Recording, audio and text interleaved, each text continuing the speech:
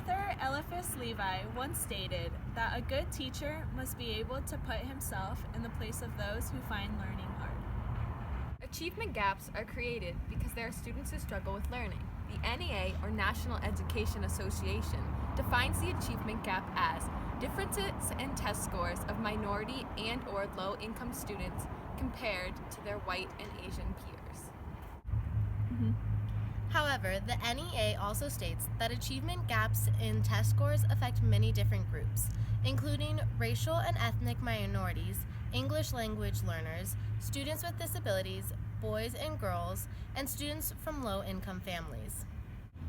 There are many barriers that keep certain groups of students, particularly those of color and those from low-income families, from obtaining access to resources.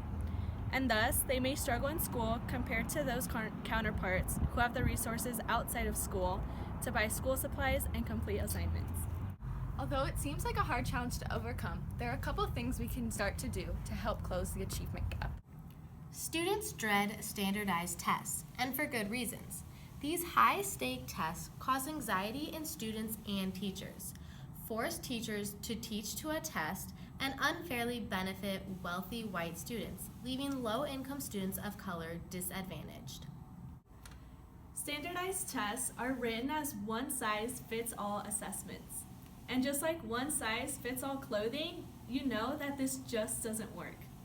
Time Magazine Online, in an article written by Dawe states that standardized tests are in part used for admitting students to prestigious public schools, placing students in gifted or remedial programs, allocating federal funding, and even evaluating teachers. However, Rooks believes we need to stop relying so heavily on standardized tests for making important educational decisions. It has been proven, as stated in Rooks' article, that lower-income students, as well as Black and Latino students, consistently score below privileged white and Asian students. And thus, to rely solely on standardized tests for determining whether a school receives funding for new computers or whether a student is capable of succeeding in college does little to narrow the achievement gap. One of the first steps towards closing this achievement gap and not widening it is to decrease our reliance on standardized tests as determinants for success. Culturally responsive teaching, it's not a term you hear very often, unless you're in the field of education. However, it is a technique that can be implemented to help close the achievement gap. In an article written on an online magazine for teachers called The Cult of Pedagogy, former English teacher Zarada Hammond defines culturally responsive teaching as less about using racial pride as a motivator and more about mimicking students' cultural learning styles and tools. These are the strategies their moms, dads, grandmas, and other community folks use to teach them life skills and basic concepts long before they come to school and during out-of-school time. This means that teachers teach content in similar ways that students would learn things at home. Hammond states that this kind of teaching leverages the brain's memory systems and information processing structures, and this is more effective than traditional teaching styles that are more rigid and less focused on how different students learn.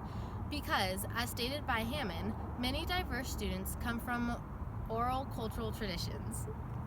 This means their primary way of knowledge transfer and meaning making are oral and active.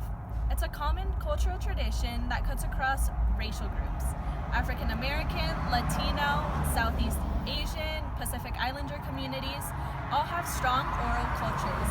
Each of these culture groups uses the brain's memory system for turning inner information into usable knowledge. They use memory strategies like learning sticky, like connecting what needs to be remembered to a rhythm or music, or by reciting it in fun ways like poem, riddle, or learning.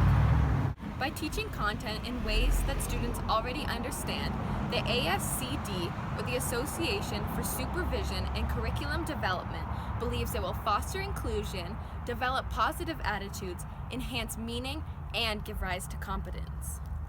If students feel confident about their capabilities to learn and be active students, they will succeed in school, and this will help decrease the achievement gap. There are just two examples of how to begin to close the achievement gap.